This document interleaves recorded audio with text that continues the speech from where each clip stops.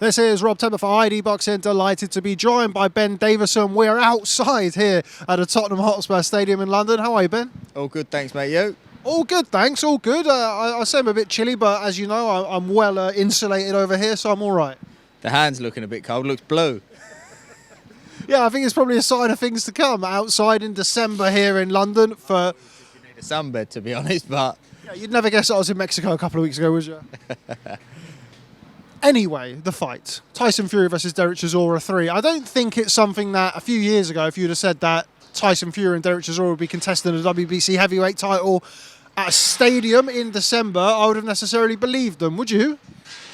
I've got to be honest, Tyson always told me he wants to box Chisora again. He always told me that, so I wouldn't have said it's a complete no-no, but under the circumstances that you mentioned there, probably not. As a fight, I mean, it's kind of got a bit testimonial vibes about it, I feel. Tyson has mentioned over the years, as you've said there, give Del Boy the payday. Is I remember him saying it to me on numerous occasions on camera. Is this a serious fight? Is this a threat to Tyson Fury? The reality is, as much as they'll joke about it before, of course it's a serious fight. Anything can happen in the heavyweights, although Tyson's a massive favourite, and we all see it that way. Anything can happen in boxing, never mind the heavyweights. So... yeah, I'm sure he would have prepared properly, and it's a fight that needs to be taken seriously for sure. Over the years, we've seen various different versions of Tyson Fury. We've seen the kind of the outside master boxer against Vladimir Klitschko. We've seen the come forward, seek and destroy type against Deontay Wilder, Dillian Whyte. What type of performance are you expecting from Tyson this weekend? Well, I don't think he sort of seeked and destroyed Dillian Whyte. I think that he maintained distance, kept opening up the distance, and ended up eventually bringing Dillian Whyte onto the shot. I can see it going a similar way with Chisora. Tyson just maintaining distance, similar to how he did before. Anytime Chisora gets too close, Tyson wrapping him up and starting again, and eventually bringing him onto the shot, or the accumulation ended up taking his toll. So, but look, do you know what it is? It's Tyson. You never know what to expect. I wouldn't be. I know they're talking about standing in the middle of the ring and exchanging. I wouldn't be overly surprised if that's what we saw. What do we need to see from Fury-Chisora that we didn't see in the first two fights? How does he beat Tyson Fury? How does he make it third time lucky? I think, I can't remember exactly, but in the second fight, I think he was almost trying to close the gap with one big move, Chisora. Talking about sort of springing in with his feet. I think he's just already he's obviously got a height disadvantage, and he needs to turn that into an advantage, make himself a lot lower. That would mean that Tyson's then punching down. When you're punching down, you take away an element of somebody's reach, and makes it easier to get over the top of his jab. Obviously, needs to be aware of Tyson bringing him onto the left uppercut or the right uppercut, whichever stance Tyson's in, as he was in the second fight. But needs to be consistent. The thing is with Tyson, it's very hard to determine his timing because of the herky-jerkiness. He's very good at switching up his rhythm and timing, which makes it hard for him to counter. But heavyweight division, anything can happen. And one moment Tyson switching off, Derek might bowl one over the top. We're a couple of days away from another stadium fight for Tyson Fury. Of course, you played a significant role in the comeback, the rebirth of the Gypsy King, so to speak. There, sorry, he needs to attack the body, obviously. But yeah, sorry, go on. That's okay. Always good to get those ones in as well. On my mind, that was. How proud are you to have played a role in Tyson's kind of rebirth? And, we're here again, another we're waiting and seeing until Saturday night. It's a sold-out stadium, but a stadium fight nonetheless for the WBC heavyweight title must bring a warm, fuzzy feeling to you, Ben. Yeah, for sure. Like, I played a little role. There's loads of people that played, more important roles than me. His family, his wife, his kids, his brothers, his dad.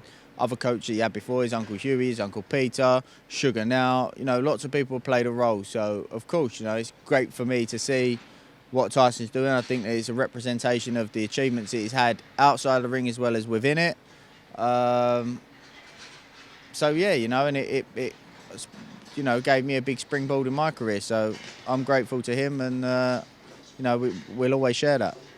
If Tyson Fury, as expected, comes past Fury-Chisora this weekend, Alex Krasiuk's in there, of course, of K2 Promotions, who promote Alexander Usyk, the unified heavyweight champion. Do you think we see that fight next? You'd imagine so. I think that's the fight to be made. That's the fight that everyone wants to see. So, God willing. Who do you make a favourite in that fight and why? I think Tyson's a favourite, but I think I've had a discussion with Tyson about it. I've got my mind set on how he would need to go about that fight, and I think it's an intriguing matchup. The general consensus is Tyson would have to big man him, lean on him, maul him, roughhouse tactics. Is that the way that he goes about the fight, or is there another way? So this how I think the fight will play out. I think that Tyson will come out and try to box with Usyk. Obviously, a big part of Tyson's attributes is his agility against other big men. But when you put him in against a much smaller guy, a more agile guy, that attribute or that advantage gets taken away.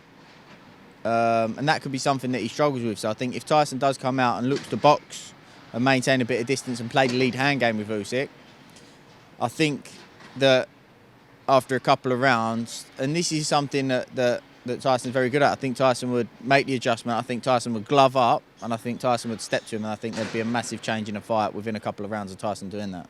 Sticking with the heavyweight division, before we come on to your two chargers who are on the card, Dillian Whyte returned to action recently with a win over Jermaine Franklin. What did you make of his performance? I didn't watch all of it. I watched the first 5 rounds. Look, it was his first fight with Buddy. I don't think he had a glittering performance, clearly. From the first 5 rounds that I watched, I couldn't really pick one round that I thought that was definitely a Dillian Whyte round, if I'm honest. I wasn't watching intently, to be honest, but I heard that it was one of them fights, could have gone either way. But like I said, it was his first fight with Buddy, first fight coming back out off of a knockout loss, and just pleased to see him back to winning ways. It seems as though the Anthony-Joshua rematch is certainly in the pipeline, or a potential option for Dillian Whyte next. How do you see that playing out? Yeah, I mean, I don't know. We'll have to see if that's the fight that both guys take. With Anthony-Joshua, we don't know what approach he's looking to take towards the fight. We don't know if the fight's even going to happen, but Dillian as well, it's easy to sit here and say, for that performance, I think Joshua will blow him out in a couple of rounds, but it's different when people say this about being up for a fight. I don't think Jermaine Franklin was someone that Dillian Whyte would have had that bring the best out of him. So we'll have to see. But yeah, another massive night stadium fight, in my opinion, for British boxing, which is great. Final one on the heavyweight division. I mentioned being in sunny Mexico, although you'll never be able to tell. Deontay Wilder and Andy Ruiz were mandated by the WBC. What do you make of that one? Big fan of Deontay Wilder. In that Helenius fight, people say you're mad. It lasted however long it lasted, a minute and a half or whatever. But I think that there was a lot. He didn't quite look himself. I think that he was breaking his base a lot, which we do see him doing, but voluntarily, not somebody backing him up and forcing him to break his base. Didn't quite look confident, but maybe that's what he needed. Maybe he needed a one-punch knockout of. And, it wasn't like, I've set the trap, bring him onto the shot, I've committed to the shot. It was a bit of he's coming in, he almost flailed the shot out there, and we know what type of power he's got. So maybe that's what he needed. Maybe he needed a knockout victory like that to boost his confidence, and we'll see him back to his old self. I mentioned Dillian Whyte earlier. Of course, you were a busy man on that night. Pat McCormack and Mark Dickinson both recording wins. Must have been a happy man. Yeah, performances weren't quite... I suppose I'm always quite harsh, I think. Other trainers would say, go beat around the bush. But I don't think it was... it's rare that you see young fighters make a debut, then make a promotional debut a couple of fights after that. I think a little bit of eagerness to please and impress. For Mark, in my opinion, he's boxing kids that are coming to win ever since his third fight. And he's young. I think that says a lot. Again, a little bit eager to please. Pat, yes, the opponent was negative, but there was a few things in there that we wanted Pat to do that I just felt like Pat was chasing, looking for a knockout to impress. But it's all part of learning, and I know these two lads have got special futures ahead of them, and it's good to get these things addressed early. We could constantly keep putting these bums in front of Pat to blow away in a round or two. I've said in numerous interviews, I do not want that. I do not want that, because when it gets to a serious fight and there is a plan in place or a certain style in front of him, or certain scenarios are happening, he's not prepared for that. That's when issues occur. No one gets found out more than punchers. No one. And that's why going rounds, I know people want to see these blowouts and all the rest of it, but it's the manner in which they go about it. And I want to see certain things delivered from Pat and from Mark along the way to tick off boxes along the way. And once those boxes are ticked off, you know, you can move them at a rate a lot quicker than what you would if they're just blowing people out in a round or two. So it sounds mad, but I'm not too, you know, I don't mind that they're in these competitive, well, wasn't quite competitive for Pat, but Pat's going rounds and they're gaining this experience. I'm happy with that. And for Mark, like I say, he's 22 years old and boxing kids that are coming to win in his third fight. I'm happy with that. It's a great learning experience. And I know that, and I've said this all along, that when Mark starts doing 8, 10, 12 rounds, that's when you'll start seeing the best of him. Elsewhere in your stable, what's the latest with Lee Wood? We are just waiting to hear, hopefully have some news soon. I know that Warrington's boxing Lopez next week. That's the number one fight. If we could take anything, it would be that. We've got to see about the Leo Santa Cruz situation. If not, then, you know, we really like that Lara fight.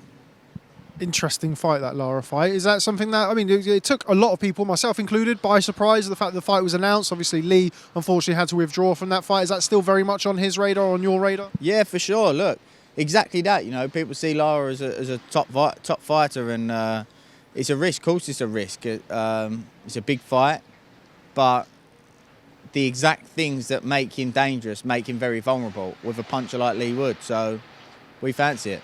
You mentioned Josh Warrington there, boxing somebody I know that you would have watched. Luis Alberto Lopez, Bernardo Lopez did a good job on somebody who I know that you used to keep a keen eye on in Gabe Flores Jr. How difficult of a fight is that for Josh Warrington? I haven't had too much of a look at it, to be honest. I haven't, which maybe I should do. But, yeah, so it's hard for me to say how I think the fight's going to go or break the fight down. I haven't looked at it enough to have much of a comment, to be honest. So, you know, I'm hoping that Josh Warrington comes through because, like I say, what a massive fight. I believe that's a stadium fight for Lee Wood and Josh Warrington if they get on the unification clash as well. Do some bloody homework tonight, Mr. Davison. OK, I will do. One person who's no longer in the stable, of course, Josh Taylor, WBO super lightweight champion. Get used to calling that rather than the undisputed after vacating a few of the belts. First time I've spoke to you since then. Explain the reasons for that, what the situation is now between yourself and Josh. Still get on, still speak all the time. Like, there is no hard feelings. I wish nothing but the best for Josh. Spoke to Joe McNally as well, and you know, of course, I want Josh to be victorious. I believe that he will be again, and that's it, really. I mean, sometimes, you know, you need a change, and that's it, really. I haven't really got anything to say on it, you know, because words get twisted and people say so-and-so said this and headlines get put out and that. So, you know, it's important to me that I keep a great relationship. And anybody that I have worked with and don't work with, I've always kept a great relationship with them, and that's important to me.